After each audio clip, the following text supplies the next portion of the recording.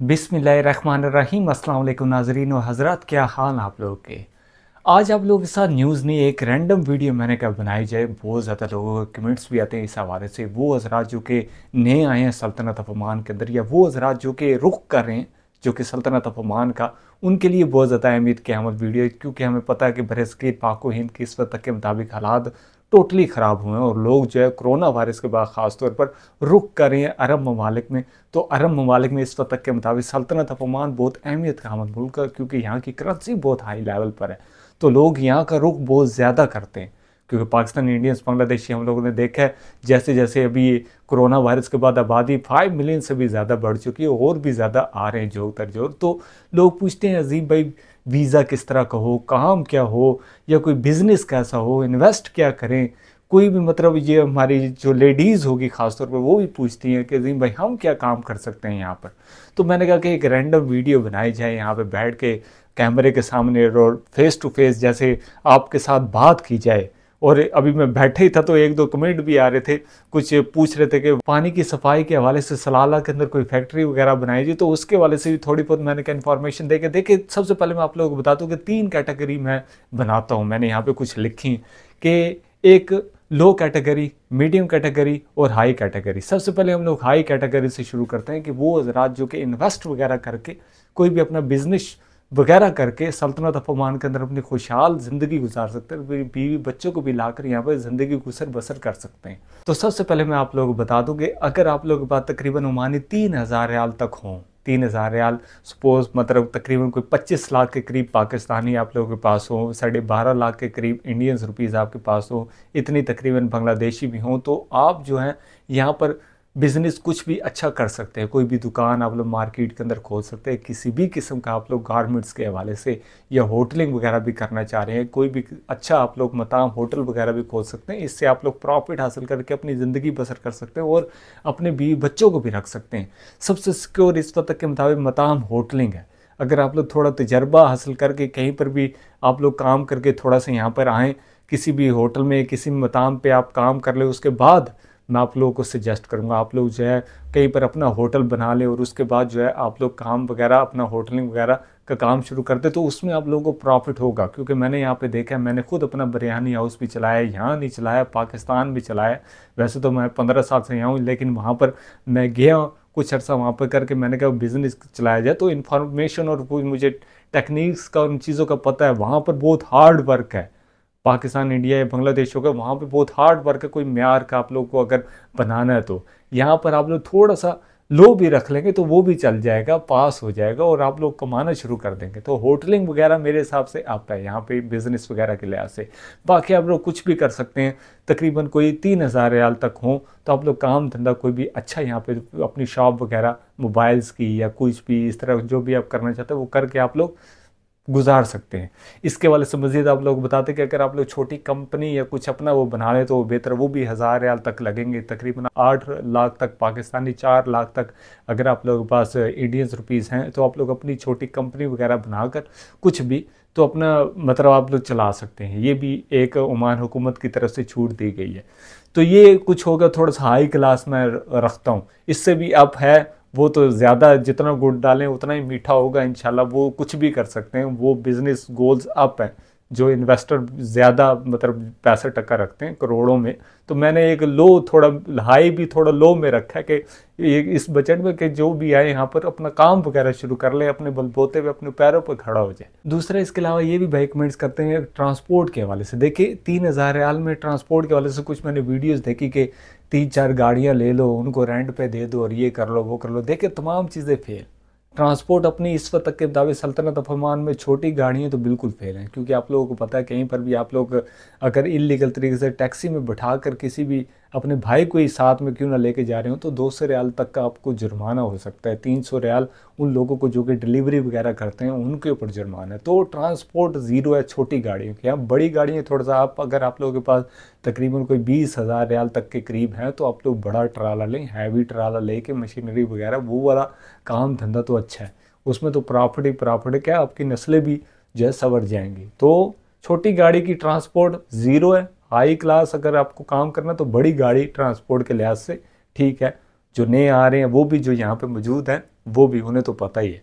इसके अलावा दरमियानी कैटेगरी मैंने बनाई है टेक्नीशियंस की, प्लम्बर हो गए, इलेक्ट्रीशियन हो गए, मेसन हो गए, या कोई भी बिल्डिंग का जो काम करते हैं, या कोई भी हाई लेवल का या कुछ भी इंजीनियर हो गए जो कि टेक्नीशियन है, जो अपने काम में फनान है, फनी है। अरबी में जो कारीगर होता है उसको फनान कहते हैं, जो अपने काम में कारीगर है, कोई भी फील्ड होगी, तो वो यहाँ पे कामयाब हो सकता है। वो भी मैं आप लोगों को सजेस्ट करूँगा कि उधर ही अगर आपकी वैकेंसी है तो पाकिस्तान में काफ़ी एजेंट्स और वो वहाँ मौजूद होते हैं जो कि आप लोगों को वहाँ से पैकेज देते हैं, या ऑनलाइन भी आप लोग देख सकते हैं, कोई नौकरी और इस तरह की यही होती हैं, वहाँ से आप लोग आएंगे तो बेहतर होगा। आज़ाद वीज़ा में यहाँ पर आएंगे और आप लोग देखेंगे मैं प्लम्बर लग जाऊँ, कहीं इलेक्ट्रीशियन लग जाऊँ, या कहीं इंजीनियर लग जाऊँ, तो वो बहुत दिक्कत परेशानी हो जाती है, ढूंढने में टाइम वेस्ट हो जाता है, वो आगे नसीब की बात भी हो जाती है। लेकिन अगर वहाँ से ही आप लोग आएंगे मुआहदा करके तो वो बेहतर होगा। तो इसमें यहाँ पर जो तनख्वाहें हैं वो अच्छी हैं, 250 से 350 रियाल तक की भी तनख्वाहें मिल जाती है कारीगर, इंजीनियर्स और इसके जो टेक्नीशियंस के शोबों के अंदर, फैक्ट्री या इंडस्ट्रियल एरियो के अंदर, तो वो एक अच्छी बन जाती है सैलरी आपकी, 2.5-3 लाख तक भी प्लस हो जाती है। तो वो एक अच्छा आप लोगों का रोज़गार है जो मीडियम तबका है। उसमें मैंने आपको बताया कि आज़ाद वीज़े को हम लोग बिल्कुल जो है पीछे रखेंगे, सेम आए, आपका काम लगाओ, टाइम ना वेस्ट हो। तीसरा कैटेगरी जो लेबर तबका और लो तबका हो गया, जो हमारे भाई यहाँ पे आते हैं आज़ाद वीज़े पे ही आ जाते हैं, लेबर तबका, वो फिर ढूंढते हैं, कहीं चौकों पे बैठ जाते हैं बेचारे, जैसे पाकिस्तान में बैठते हैं काम के इंतज़ार में, कोई आए हमें ले जाए, नसीब की बात है लग भी जाए ज़्यादा, हमने देखे किसी किसी का लग जाता है काम ज़्यादा, ठेके वगैरह भी ठेकेदार बन जाते हैं, वो नसीब की बात है, लेकिन वो हवाई रोज़ी है, उसमें मैं आप लोगों को सजेस्ट नहीं करूँगा। पूरे ओमान में क्या पूरे दुनिया में ये तकरीबन हमने देखा कि इस तरह जहाँ पर भी जो लोग बैठ के इस तरह काम ढूंढते वो बहुत दिक्कत परेशानी का सामना करना पड़ते हैं। तो इसलिए आप लोगों को चाहिए कि लेबर भी आते हैं तो वहाँ से ही सेम किसी कंपनी के अंदर है, अगर आप लोग लेबर हैं तो 5 रियाल 6 रियाल भी अगर आप लोग की योमिया हो, 150 रियाल तक की भी तनख्वाह हो, तो वो 180 तक, तो वो आप लोग का अच्छा लाख प्लस वो बन जाएगी, आप लोग का रोज़गार चल जाएगा। तो इसलिए अच्छा, इसमें मैं आज़ाद वीज़ा यानी आज़ाद वीज़ा में किसी भी शोबे में आप लोगों को सजेस्ट नहीं करता। अगर आप लोग इन्वेस्टर वगैरह तो आप लोग अपनी कंपनी बना के आएँ आज़ाद, वो तो मैं आप लोगों को बताऊँ, वो तो आप लोग आएँ, कोई दिक्कत नहीं, उसमें तो आप लोग को फ़ायदा। लेकिन लेबर और मीडियम कभी भी आप लोग आज़ाद वीज़े को ना देखें। मैं हमेशा प्रेफर करता हूँ, सबको कहता हूँ, जितने भी हमारे दोस्त यार भी आते हैं या कुछ भी हमसे पूछते भी हैं, डीएम्स भी करते हैं, तो ये कहता हूँ उधर से कोई कंपनियाँ देखो, सेम कहीं पर आओ उतरो, किसी भी बेशक ओमान के पूरे अरब में कहीं पर भी जाओ, सेम जाओ, किसी भी कंपनी में जाके अपना काम वगैरह शुरू करो, ताकि आपको कोई दिक्कत परेशानी ना हो। क्योंकि वो दौर अलग था, आज़ाद वीज़ों में जैसे हम आए थे, हम भी इसी तरह ही आए थे, क्यों आप लोगों से वो बोले 2008 में अगर जैसे हम आए थे, तो उस वक्त वो अप्रोच चीज़ें अलग थी, उस वक्त लोग कम थे, ध्यान अलग था, बटा हुआ था, और काम की और जो अपॉर्चुनिटीज़ थी वो ज़्यादा थी, बंदा इनकरेज कर जाते थे। अभी नया बंदा यहाँ पे आके दौड़ और सारों का रुख बना हुआ है, ज़्यादा कम्युनिटी यहाँ पर, तो वो वाला सेटअप नहीं है कि कोई भी बना लेगा। नए बंदे के लिए मुश्किल होगी, पुराने बंदे फिर भी कंज्यूम कर जाएंगे, किसी तरह उसको रोल अप कर जाएंगे आज़ाद वीज़ा में, नए बंदों के लिए मुश्किल होगी। तो इसलिए कंपनियां वालों वगैरह को मैं सजेस्ट करता हूँ, कंपनियों के वीज़ा लेके डायरेक्ट आएँ, आप लोग सेम आके काम शुरू करें, एग्रीमेंट वगैरह करके, सैलरी आपकी पक्की हो, सो ही क्यों ना हो, बेहतर वो ही हो, तो इससे आप लोगों का रोज़गार लगा रहे। तीसरी हमारी बहनें भी पूछती हैं कि अजीम भाई हम क्या करें। देखिए, जो इंडियंस होगी, बांग्लादेशी होगी, इंडोनेशियन होगी, फिलिपाइनीज़ होगी, इनकी जो लेडीज़ हैं, जैसे आप लोगों को पता है कि वो आ सकती हैं यहाँ पर कुकिंग वगैरह के, लेबर वगैरह के काम के अंदर भी यहाँ पे आके काम शुरू कर देते हैं। लेकिन पाकिस्तान के आइन के जो मुताबिक वो जो लिखा गया है कि पाकिस्तानी ये कुकिंग वगैरह इन शोबों के अंदर नहीं आ सकती, खतामा वगैरह में। तो ऑफिस वर्क और जो ब्यूटी पार्लर के होगी या जो थोड़ी एजुकेशन होगी, उसमें आप टीचर्स वगैरह की आप दे सकते हैं। टीचर्स यहाँ पाकिस्तानी, इंडियन, बांग्लादेशी स्कूल्स वगैरह हैं, उनकी जो अप्रोच है वो अप है। वैसे तो आजकल माशाल्लाह हमारी जो पाकिस्तानी लेडीज़ हैं यहाँ पे आती हैं, ख़ास तौर पर हाउस वाइफ, उनकी माशाल्लाह तालीम बहुत ज़्यादा होती है, मतलब जो रिक्वायर्ड होती है वो बराबर ही होती है, क्योंकि सब ने आजकल एमएड भी किया हुआ है, एमएससी भी की हुई है, तो वो एक नसीब पे आ जाती है वो भी। क्योंकि हर साल अभी जैसे अब भी वैकेंसी आने वाली है पाकिस्तानी स्कूल की भी, जैसे हमें पता है बाय की, तो इंशाल्लाह उसमें जो है वो नसीब की बात है, कुछ टीचर्स रखने होते हैं, कुछ फिर वो निकालने पड़ते हैं, तो वो एक नसीब पे चली जाती है। लेकिन जो ब्यूटी पार्लर वगैरह हो गया, अगर आप लोग इन्वेस्ट करके पैसा अपना ब्यूटी पार्लर वगैरह यहाँ बना लेते हैं, अपना बना लेते हैं, अगर आप लोग कारीगर हैं, बहुत अच्छा हुनर जानती हैं, तो आपको ब्यूटी पार्लर में फ़ायदा आ सकता है। ये मैं आप लोगों को सजेस्ट करूँगा, क्योंकि यहाँ पे हमारी बहनों के पार्लर्स हैं कुछ जो बहुत फेमस है, सलाला के अंदर भी, मस्कत के अंदर भी हमारे डीएम्स वगैरह होते हैं जो कि बहुत अच्छा रोज़गार कमाते हैं अपने हस्बैंड का, अपने फैमिली का, अपने बाप का, जो अगर बेटी है तो बाप का भी बहुत हाथ बटाती है। तो ये ब्यूटी पार्लर मैं सजेस्ट करूँगा, मैं जो मैंने देखा लेडीज़ के लिए वो एक शोभा अच्छा है। मेहंदी शादी लगाना आ रहा हो तो, जैसे अभी हम नेस्टो वगैरह में ईद के मौका पर हमने देखा कि 5 रियाल के बस हाथों में मेहंदी लगा रहे थे, वहाँ पे कैंप लगे हुए थे, तो वो 3-4 मिनट के अंदर ही पूरे हाथ पे लगा के रैबिक जो मेहंदी और वो लगा कर फार, तो वो एक फ़ायदा है, उसमें ज़्यादा पैसे प्रॉफिट आप कमा सकते हैं अगर आप लोग सही कारीगर हैं, फनान है अपने इस शोबे के अंदर भी।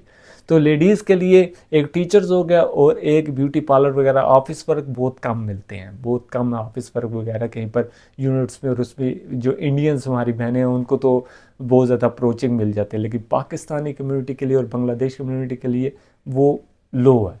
तो इसलिए मैंने ये कुछ चीज़ें सजेस्ट की।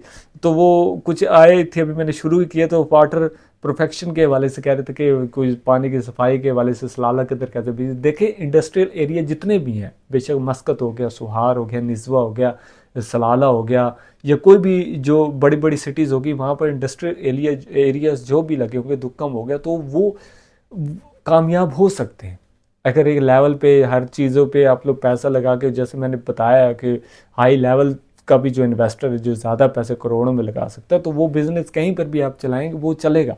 सलाला के अंदर भी मार्केटिंग बहुत ज़्यादा, सनाइया जो बनाया गया है यहाँ पर, या रसूद हो गया, वहाँ पर कोई भी इस तरह की छोटी फैक्ट्री लगा ली जाए पासिंग वगैरह अपनी करवा के, तो वो फ़ायदा है, फ़ायदा ही फ़ायदा है। किसी भी मॉल्स वगैरह के अंदर आप लोग अपना कॉन्ट्रैक्ट कर लेते हैं कि भाई मेरी ये पानी की बोतलें, मैं ये पानी का बनाना शुरू किया। आजकल जैसे आप लोगों को पता है, हम लोग वो नेस्टो वगैरह की एडवर्टाइजमेंट वगैरह भी करते हैं, तो तरह तरह की बोतलें और वो चीज़ें होती हैं, पानी की नाम भी नहीं हम बोलते हैं कि 24 बोतलों का कार्टन जी 490 पैसा, और ये वो इस तरह।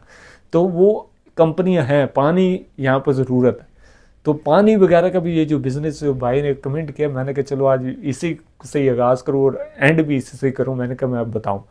तो ये तमाम चीज़ें हैं कि आप लोग बिज़नेस वगैरह कर सकते हैं, इस तरह के आप लोग वीज़े वगैरह हासिल करके सल्तनत अफमान के तरह आ सकते हैं, और इस तरह आप लोग यहाँ पे ज़िंदगी गुजर बसर कर सकते हैं। और यहाँ पर आने के बाद फैमिली वगैरह के खर्चे, वो भी मैं आप लोग को साथ थोड़े शेयर कर दूँ। बात हो रही है, लंबी वीडियो हो रही है, तो वो भी सुनेंगे आप लोग इंशाल्लाह। देखें फैमिली वगैरह के खर्चे यहाँ पर हैं। अब देखें आपके 3 बच्चे हैं, आपकी तनख्वाह अगर 300 रियाल या 400 रियाल है, तो बच्चे स्कूल जाने वाले हैं, तो आप उनको कैसे भेजेंगे? पाकिस्तानी स्कूल के अंदर आप अगर एडमिशन करवाते हैं, एडमिशन फ़ीस 100 रियाल है, और फिर महीना फ़ीस भी 35 रियाल इधर, और उधर मस्कत की तरफ सलाला में कम, मस्कत की तरफ आई थिंक 45-50 रियाल तक पहुँची है। तो एक बच्चे का खर्चा और भी ट्रांसपोर्ट और ये लगा के 70-80 रियाल तक पड़ेगा। तो 80 260-240 तक तो ये खर्चा बच्चों का, 3 बच्चों का हो गया। तो खाएंगे क्या, अकोमोडेशन क्या धरेंगे, तो ये मसले हो जाते हैं। अगर तो आप लोग की तनख्वाह बहुत ज़्यादा है, अगर आप लोग अफोर्ड कर सकते हैं, 600 रियाल प्लस है, तो आप लोग अपने बीवी बच्चों को रखें, क्योंकि मेडिकल और ये वाली तमाम चीज़ें भी हैं।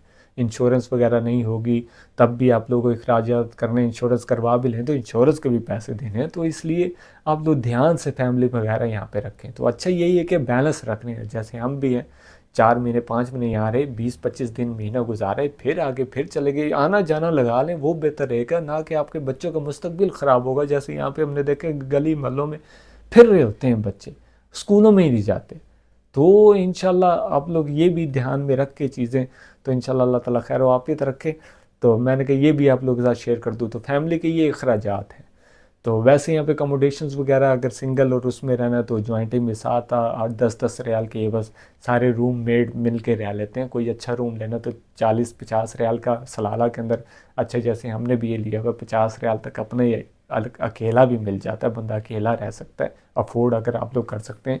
मस्कत की तरफ थोड़े ज़्यादा है, तो ये मतलब इस तरह रूम के रेंट्स वगैरह हैं 40 या 50 रियाल। और अगर इकट्ठे जैसे इस रूम के अंदर ये मेरा एक जो स्टूडियो टाइप बनाया हुआ, अगर इसको एज अ रूम रखा जाए तो यहाँ पर 3 बंदे ईज़िली रह सकते हैं। तो 50 रियाल इसका रेंट हो तो फी पर्सन तकरीबन 15 से 17-20 रियाल तक ये इस तरह रेंट आ जाएगा।